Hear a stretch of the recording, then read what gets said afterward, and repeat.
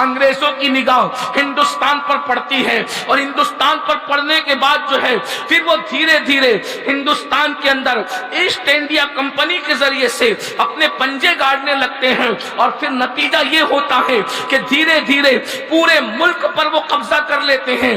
آپ کو میں بتاؤں، ہندوستان کی سرزمین پر انگریزوں نے پہلی مرتبہ کہا تھا کہ آج سے ہندوستان ہمارا ہے۔ یہ بات یاد رکھنا جوانوں، اچھی طرح یاد رکھنا، یہ لفظ، یہ محرہ، بلکہ یہ عبارت، یہ فقرہ انہوں نے کب کہا تھا کہ آج سے ہندوستان ہمارا ہے؟ یہ اپنی خوبصورت تاریخ ہے۔ اللہ اکبر!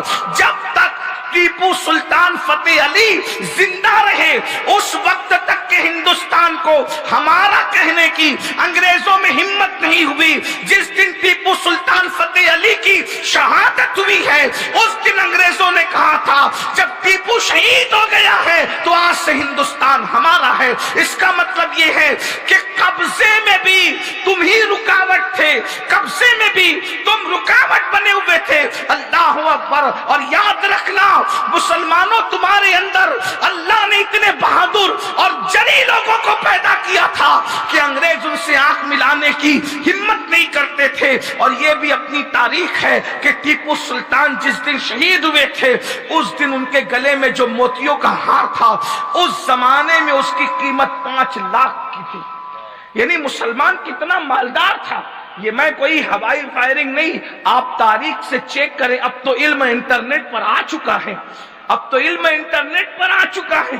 5 لاکھ کا ہار ٹیپو سلطان شہید اس وقت ان کے گلے میں تھا۔ یہ مسلمانوں کی معاشی پوزیشن تھی، اتنے مالدار تھے مسلمان۔ پھر دھیرے دھیرے ایسٹ انڈیا کمپنی کے ذریعے سے انہوں نے پورے ملک پہ اپنے پنجے گاڑے اور یہ پورا ملک انگریزوں کے حوالے ہو گیا۔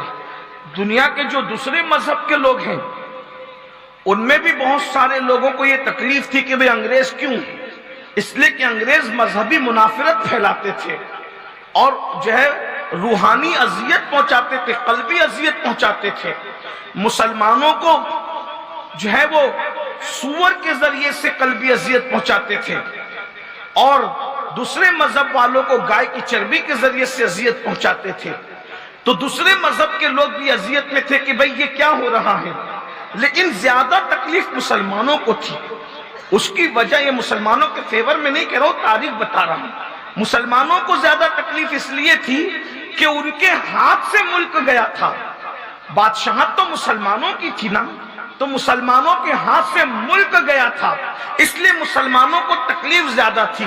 اور چونکہ اللہ اکبر اس ملک میں مسلمان جو علماء تھے، کیونکہ علماء کی بڑی تعداد تھی، وہ یہ محسوس کر رہے تھے کہ انگریز مذہبیت کی ایسی جو ہے وہ تعصب چلا کر کے لادینیت یا عیسائیت کو لانچ کرنا چاہتا ہے، تو وہ اپنے ملک اور اپنے ایمان کو بچانے کے لیے کوشش کر رہے تھے۔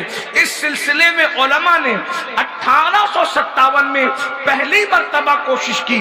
پہلی مرتبہ کوشش یہ تھی کہ دلی کی جامع مسجد میں جمعہ کی نماز کے بعد انگریزوں کے خلاف جہاد کا فتویٰ پڑھا گیا کہ انگریزوں کو ملک سے نکالا جائے اور انگریزوں سے جنگ کی جائے اور انگریزوں کا خاتمہ کیا جائے۔ آپ کو پتا ہونا چاہیے، اللہ اکبر، 1857 میں دلی کی جامع مسجد میں جمعہ کے دن ہزاروں لوگوں کے سامنے جو انگریزوں کے خلاف فتویٰ پڑھا گیا، اس فتویٰ پڑھنے والی ہستی کو دنیا آج بھول چکی ہے، آج فراموش کر چکی ہے۔ وہ کون تھا جس نے انگریزوں کے خلاف جنگ و جدال کا فتویٰ پڑھا تھا؟ اس ہستی کو دنیا علامہ فضل خیر آباد، علامہ فضل خیر آبادی کے نام سے جانتی اور پہچانتی ہے۔ آپ جانتے ہیں اس کے بعد ادھر علامہ فضل خیر آبادی نے دلی کے اندر مورچہ سنبھالا، ادھر مفتی صدر الدین آزردہ، ادھر مولانا کفایت علی کافی مراد آبادی،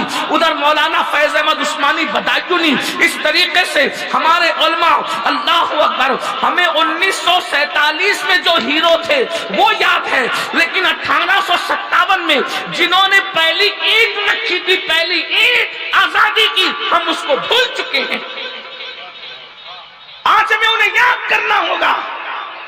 ایک آزادی کا معاملہ بالکل جب تک 1800 کرو گے ہندوستان کی آزادی کی داستان پوری نہیں ہو سکتی۔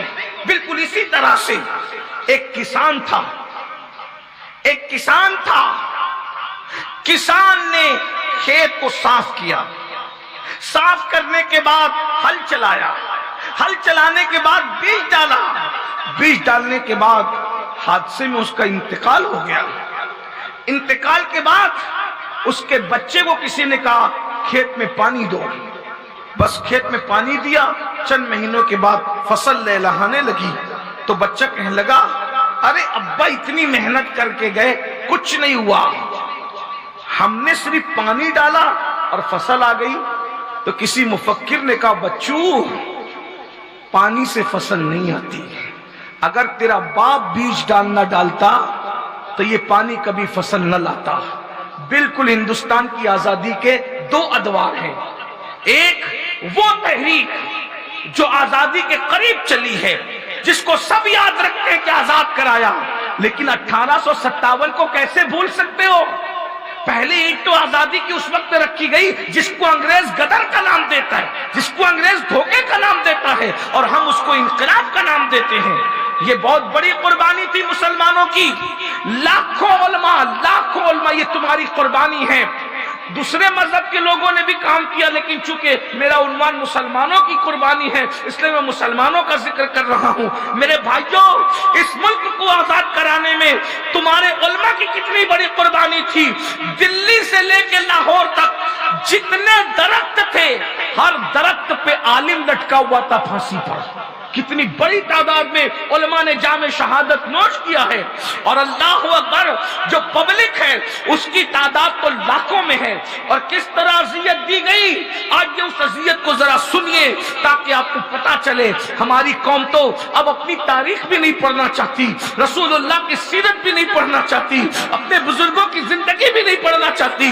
انٹرنیٹ صرف سیریل فلمیں اسی میں مست ہے، دوسروں سے اپنی تاریخ سن کر کے گمراہ ہو رہے ہو۔ کبھی ہم سے بھی سنو، اپنے بزرگوں سے سنو، اپنے علماء سے سنو، اپنے طلبہ سے سنو۔ دوسروں سے کہا تم نے، اوروں سے کہا تم نے، اوروں سے سنا تم نے، کچھ ہم سے بھی کہا ہوتا، کچھ ہم سے بھی سنا ہوتا۔ اپنی تاریخ اپنوں سے سنو، توجہ سے سنو میرے بھائیوں۔ اللہ اکبر۔ 1857 کے انقلاب کے بعد جب دھوکہ ہوا اور مسلمانوں کو شکست ہوئی تو انگریزوں نے اس کا بدلہ کس طریقے سے لیا؟ اس طریقے سے بدلہ لیا کہ سور ذبح کیا جاتا، اور سور ذبح کر کے پورے کمروں کے اس کو لیپ دیا جاتا، پورے کمرے میں اس کا خون پھیلا دیا جاتا، اور مسلمانوں کو کہا جاتا زبان سے چاٹ چاٹ کر اس کے خون کو صاف کرو ورنہ تمہیں قتل کر دیا جائے گا۔ اللہ اکبر۔ اندازہ فرمائیں کیا کسی مسلمان کو جب زبان سے وہ خون چاٹنا پڑتا ہوگا تو اس کی روحانی اذیت کا عالم کیا ہوتا ہوگا، اس کی قلبی اذیت کا عالم کیا ہوتا ہوگا۔ اس کے بعد اس کو سور کے چمڑے میں لپیٹ کر کے سزا دی جاتی تھی۔ یہ مسلمانوں نے تکلیفیں اٹھائی ہیں، جائیدادیں ضبط کی جاتی تھی، کھیتیاں ہڑپ کر لی جاتی تھی،